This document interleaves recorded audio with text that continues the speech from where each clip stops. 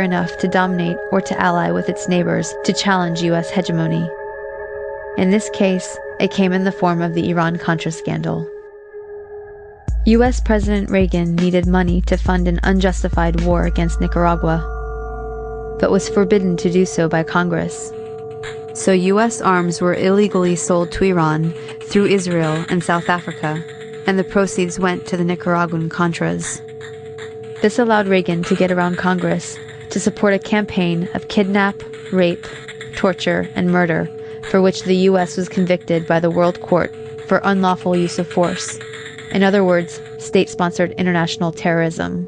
The ruling was ignored.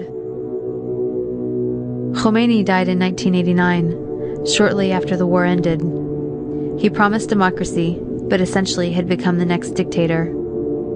Although he improved literacy and much-needed healthcare for the masses, he also imposed censorship, violently crushed political dissent, and attacked women's rights. Instead of the Savak, the people now had the Revolutionary Guard to fear. Since then, Iran has been an oppressive theocracy. Khomeini was replaced by Khamenei, who remains supreme leader to this day.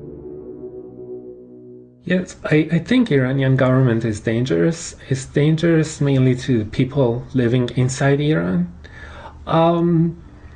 They've been oppressing people. The current government is kind of a dictatorship, and they've done a lot of bad things to Iranian people. Iran is an Islamic republic that suppresses women. It suppresses movements for free speech. It's an oppressive government, and it is absolutely. And U.S. intervention is going to make it worse. It's made it worse in Iraq. It's made it worse in other contexts, and it's absolutely going to make it worse in Iran. The United States does not oppose the Islamic Republic because it's reactionary or repressive. All we need to do is look across the Persian Gulf to Saudi Arabia and understand that the United States has no trouble supporting reactionary, oppressive theocracies as long as they do the U.S.'s bidding. And we've seen in Iraq, did the United States bring freedom and liberation to Iraq? No, they succeeded in killing an estimated 650,000 people, making refugees out of 3 million, destroying the country, and actually strengthening the hand of Islamic fundamentalist Shias who want to impose their own theocracy in Iraq. So it's increased the nightmare of the Iraqi people. The Islamic Republic is a repressive regime. I was in Iran in 1979 and 1980 and saw this Islamic theocracy being consolidated. And many of my friends were killed or tortured, put in prison because they were secular opponents of both imperialism but also of religious rule. Certainly women are being mistreated and held in a subservient position. Science is undermined by this sort of theocratic rule. Now, having said that, so this isn't a regime that I like, but having said that, I'm still fully opposed to any U.S. attack on Iran. The fact that the Islamic Republic is a reactionary, repressive regime does not give the United States the right to attack Iran. The future of Iran should be determined by the Iranian people. Iran has a democracy at the grassroots, and is very strong. It's just like coal under the ashes right now, that it's basically it's about to become a massive movement. And interesting is that the women's movement is very strong against inequalities in Iran and also against gender apartheid. The student movement is very strong. The workers movement also is going very strong, getting unions, and they basically intellectuals, writers, poets. It's so vibrant that you don't see this kind of grassroots movement for democracy in any other neighboring country. So Once the threat of bombing Iran comes from administration at this stage, it basically allows radicals that are basically a very small percentage that holding to the power to clamp down on all these movements.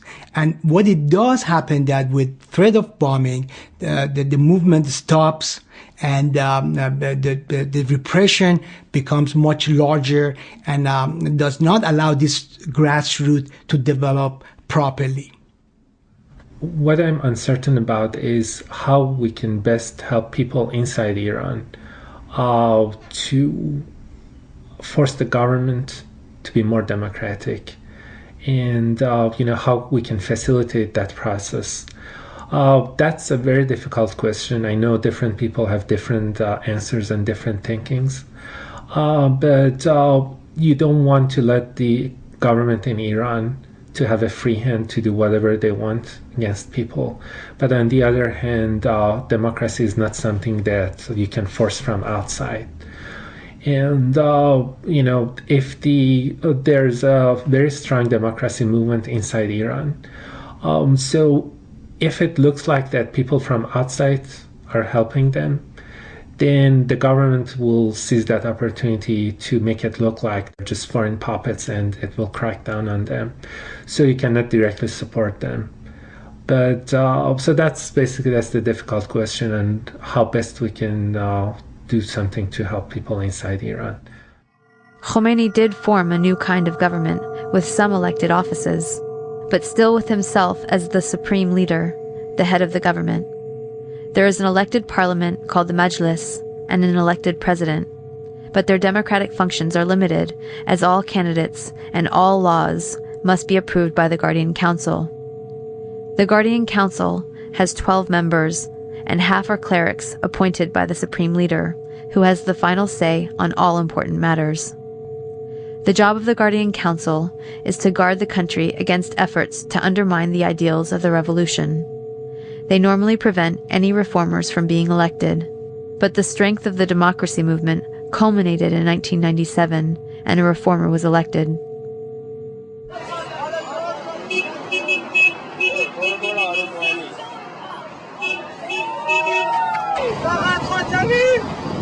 Only Khatami! Salam!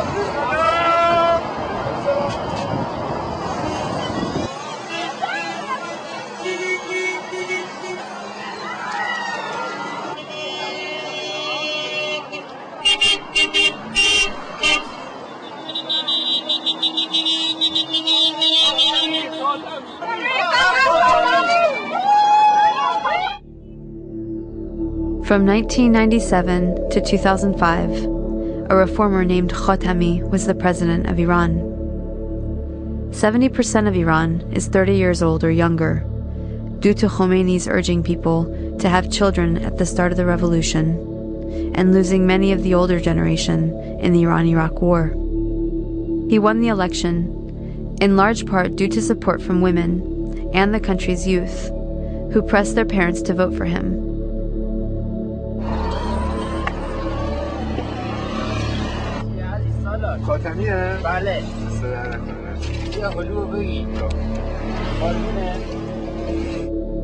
He wanted to return rights to women, and he rejected the idea that the Muslim world and the West must have a clash of civilizations, promoting instead a dialogue among civilizations. And like the US, the reformers can be undermined by more powerful interests. Khatami's reforms mostly failed, and when the conservatives used political assassinations of students and writers to destabilize the reformists, the people took to the streets in protest, and Khatami's response was silence and deference to the conservatives. His supporters began to turn against him.